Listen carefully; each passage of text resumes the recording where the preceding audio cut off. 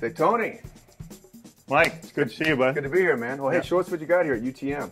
All right, we'll go through some of the rounds that we have. We have a series of 3 rounds here, and then we have a 4th round that I'll talk about a little bit later. But the first one is our silent blank round, and we have it in the pistol. Silent blank does nothing but cycle the weapon. No emissions, no gas, no anything. So it works off of our blank barrel. We also have the same thing in the 5.56.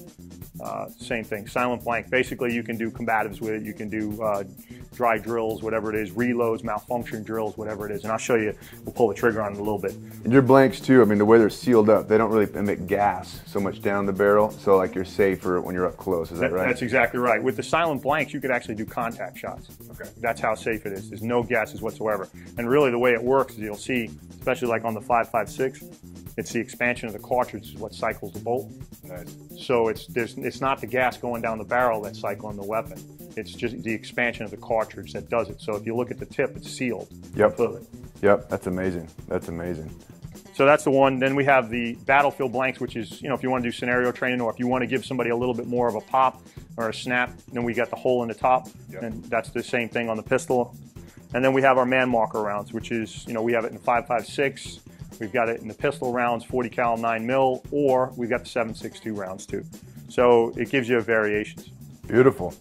All right. All right, so just going through it, our conversion, everything's converted here. This is a blank because you see the black on it from here. All right, silent blank rounds. Give you that. Nice. Give you that. Let's do it. All right, so if you can, just go ahead and squeeze off 1 or 2 rounds. Okay. Okay, so it gives you the cycling of the weapon. Yeah. Now watch a second. Go ahead and put it down range again. Okay.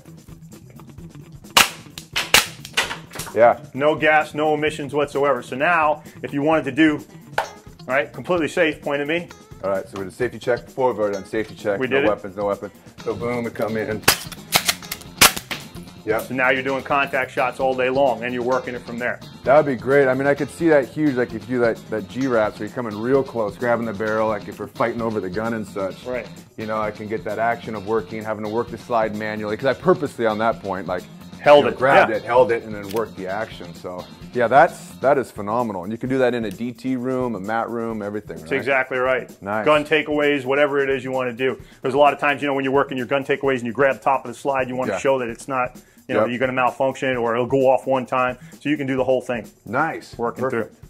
So, all right, so we just did the silent blanks, but now if you wanted to take the next step up, you would actually go to the battlefield blanks, which is our noise makers. You can tell by the black tip. But same gun, so if you would just grab that, Mike. All right, so go ahead and load that up. All right, go ahead and squeeze a couple of rounds off. So now they're getting to the next phase of things, you know what I mean? Yeah. And now they're getting a little bit of snap, a little bit of pop, but still from a safety standpoint, go ahead and put it back down range. All right.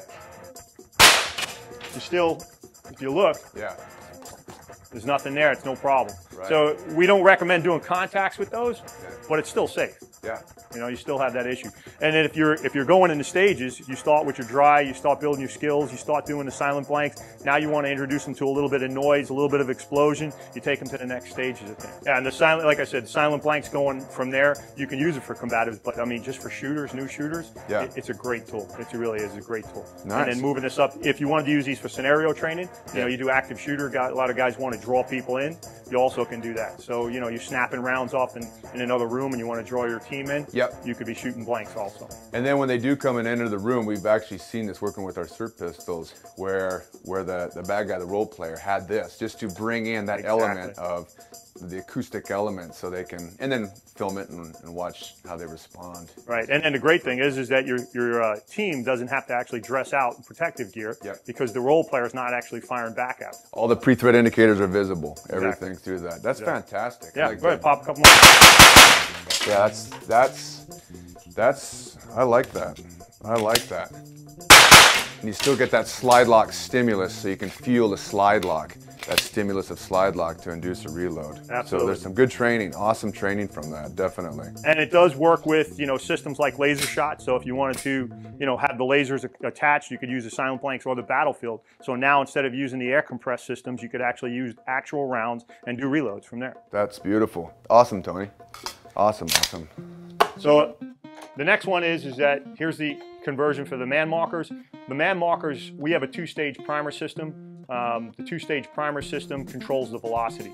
The primer in the rear is just to cycle the bolt. The primer in the front controls the velocity of the round. Yep. So the key point on that is that no matter how big the weapon system is, we go all the way up to the machine guns, the 249s, 240 Bravos. No matter how big the primer in the rear is, we can always keep the small primer in the front for force on force. Yeah, the second part of that is the accuracy. One of the other things that, if you notice a lot of the other systems, they get that scrape off and plastic buildup in the barrel. Yeah. We don't get that because if you'll feel with your finger here, there's two driving bands. Feel the driving band here and then go to the front. There's a driving band here. It's the same thing on this. You'll feel that front driving band. The driving bands are the only thing that make contact with the barrel. The plastic never touches the barrel, so there's no scraping or shavings that come off. And this is, I find that fascinating. So I guess the way I look at that, and here's the actual projectile. Exactly. You have a big little flange there, small little, it's almost like a crush rib. That's right. A flange, and that's what engages the lands. That's so you exactly. actually can take advantage of those lands. That's brilliant. That's brilliant. Which is what's increasing the reliability and the accuracy of the rounds. So you probably get a little bit of a consistent seal there. Because right. I mean, that must be about like 2 thou thickness. Yeah. You know, that's, yeah, but enough. I mean, amazing tolerances, amazing product. Thank you. Love it. Well, let's pull the trigger a little bit on the man marker. Do it. You got one. You got a second one here if you want for. Oh, you know, I'll do a front pocket reload. Reload. All right. Roger that. Get it off.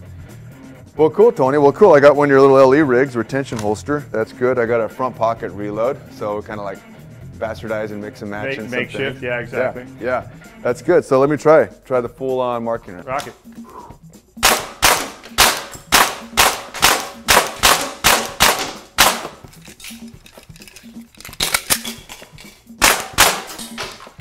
Nice. Sweet. That feels good. Feels good? That feels real good. Yeah, yeah. No, that's no problems, no malfunctions. Accuracy is there.